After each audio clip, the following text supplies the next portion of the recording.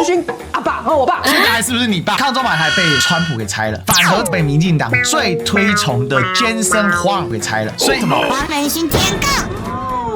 反向鸟国师，谢金河指导黄仁勋要看清地缘政治，要看清公司定位，不然你的未来令人堪忧。你自己都讲，中国因为制裁，所以没有先进技术可以用，才让它快速崛起。然后前面又骂黄仁勋，中国举国之力，你的市占率在占到底。黄仁勋不就告诉你了，是因为制裁，所以我的市占率下降，不制裁我市占率一样很高，这超北七耶。Ladies and gentlemen, welcome the host.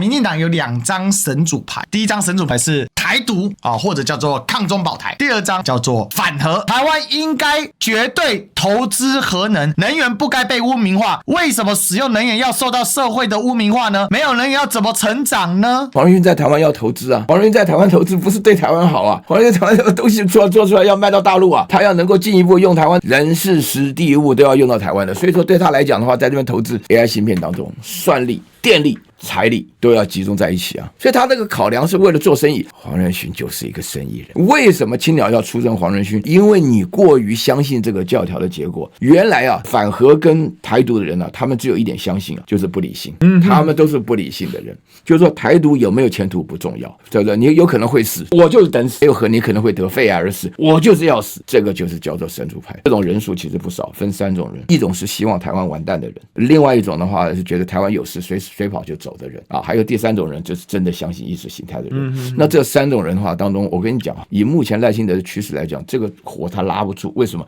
因为赖清德520的演讲已经很明显的感觉到，为什么突然两岸之间原来是就什么境外敌对势力，现在突然没有了，只谈3峡车祸了。所以这里面出现了一个非常大的一个问题，就是说对外无援，就没有帮援助；对内的话没有人支持。然后现在整体来讲的话，这个河南当中，那黄仁勋的话，他下一步那青鸟看看会不会扩大，如果压不住，他马上在美国再来个宣布，不来了，改到去苏州了。那这对民进党的冲击非常大，非常大。民进党现在想办法要法甲湾了。假装没看到黄仁勋讲话，不是了，民进党已经铺陈了好久了，他们之间一休千万不要相信政治都是你看到新闻才出现的，之前的安排已经超过搞不好2-3年了。你不觉得民进党这几天的话，人说他也在讲有核能也有干净的核能不是说都是不是都已经做安排了嘛 ？They paved the way。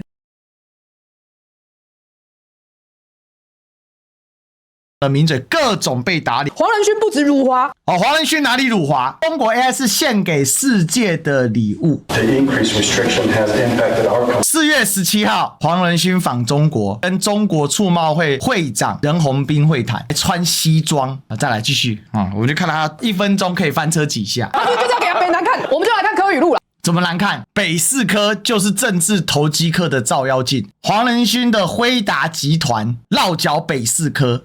不是要打柯文哲脸吗？就被民众党反打脸，笑死人了。过去骂最凶现在怎样？打脸最凶8月的时候他说外资会跑光，结果你看我们这个仁勋阿爸和我爸就直接现在还是不是你爸？黄仁勋要核能所以你可以看到民进党这些名嘴整天的鬼扯鬼叫，今天真的是被黄仁勋彻底扇了一个巨大的巴掌，一张抗中保台，啪！被川普折了，另外一张反核，啪，被黄仁勋折了。I publicly said, I encouraged the government of Taiwan to be supportive of energy policies. Nuclear, Taiwan should absolutely invest in nuclear, and it shouldn't be a stigma to have energy.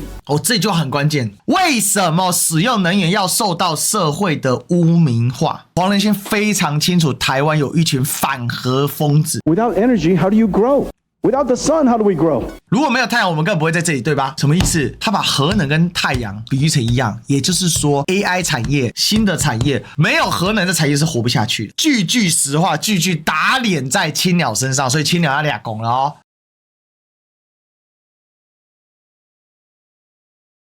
我们的股海明灯谢金河带带头冲锋黄仁勋，辉达盛世恐到转折点啊！谢金河曝光啊，有一个隐忧啊，会影响到台湾啊，什么样的隐忧啊？黄仁勋每次访台焦点，在台北国际电脑展背板出现台湾供应商，每一次股价都跟着飙涨哦。但是呢，根据财信传媒董事长谢金河什么卡小，大家也都知道，他认为黄仁勋掀起的 AI 革命浪潮已经逐渐减弱，估计来自中国2个原因有关，并只有辉达的未来令人担心，还提醒黄仁勋看清楚公司在地缘政治中的角色以及定位，因为影响的不只是辉达股东，还包括台积电跟台湾啊，很秋啊。他比黄仁勋还懂地缘政治啊，他比黄仁勋还懂 AI 啊，他在恐吓黄仁勋啊，威胁黄仁勋啊。黄仁勋曾表态中国市场的重要性，辉达会全力服务满足中国市场。黄仁勋干你啊舔共！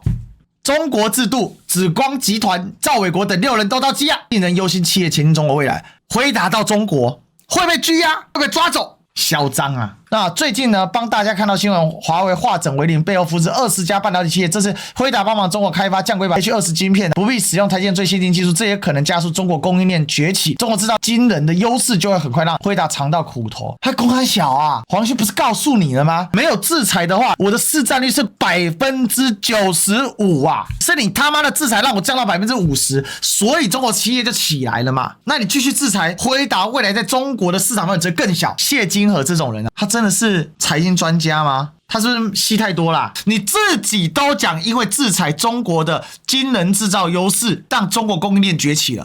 你的答案在你自己的解答里面呢，你自己矛盾了呢，这是很可悲啊！大家就说谢金河是什么？反向鸟国师。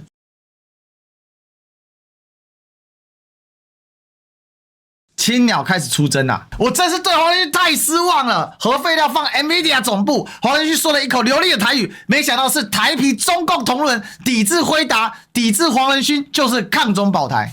他这么认真，我都觉得他是反串的，你知道吗？再来继续崩溃，白宫跟黄仁勋怎么一天到晚都在一天之内表态支持核人啊？是不是中共为了打击我们反核台派下指导棋，觉得好焦虑啊？废料换黄仁勋家吗？他可能真的是反串，但下面来回答的可就认真啊。他一直去中国做事情，难道忘了卖中国晶片是产哪里生产的吗？他就只想利用台积电跟中国做商业生意。他又说台湾应该要核能，合理怀疑他中国同仁，台湾应该看得比我清楚，这里就不多说什么了，对吧？还有人可以放到徐家啊，你看哦，3月20号的时候 ，AIT 正如我们所期盼台湾支持美国再工业化一样，美国也提供台湾维持经济成长、促进安全的稳定能源来源，不论是 AI 伺服器中心、越来越精确的半导体、最先进的晶圆厂，所有先进产业的突破都需要前所未见的大量能源。美国是世界上最大能源出口国，我们提供能源各种解决方案，包括地热、核能，还有先进电网技术。AIT 推荐核能，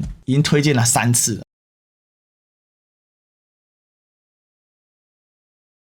川普任令啊，核能大令，25年内我们的产能要翻4倍。川普呢24号签署重磅行政命令，未来25年核电产能将翻4倍，被外界视为替 AI 时代提前布局的能源战略哦，大举削弱监管、开绿灯、扩建反应炉，还喊话这是核能的时代。同一时间呢，民进党已经把核3厂给干掉了，2025非核家园呐、AI 要靠电，结果我们在用煤。台湾最爱古法酿造，反核仔最爱盖火力发电，别在人家旁边。所以面对这个情形呢，民进党开始有点按耐不住了，批呢也批不重手。哎呀，绿营民调呢，林秉煜就表示啊，不如开放民间核电好了啦，这样就可以知道核能是否干净便宜。公三小啊，核电是可以随便开放民间的、日本福岛核灾就是因为东京电力公司这个废物搞出来的。环境部长彭启明被问到这一题的时候，彭启明突然宕机，他说什么？因为地理条件很特殊，我们有地震，我们有断层，我们的核废料到目前为止还没有妥善处理，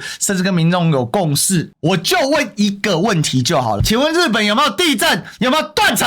有没有核废料？我们的环境部长是吃啥干啥的、啊？怎么废物到这种程度啊？日本重启核电呢、日本修订国策，最大限度使用核能与再生能源。谁报道？中央社。日本放送协会报道。计划2024年再生能源4至5成，火力发电3至4成，核能2成，继续嘴硬啊，笑死人了哦。所以只要说，哎呦，我们没有放弃新能源呐、哎呀，前提是核安核废料或者妥善处理啊。这次地震断层去哪里啊？最后呢，彭启明啊，在今年4月的时候啊，当时核三还没除役啊，他竟然用私人的名义说：“哎呀，核能延长是选项啊！”你一下又要核能，一下又不要核能，你不觉得你很可笑吗？彭启明啊，你4月份讲的话，你现在还不敢承认。然后人家问说：“核电关掉了，越烧越多煤怎么办？”他说：“你忧心太多了啦，空气没有变差，核能转气只会增加0.003微克，大家过度关心的肺癌都已经。”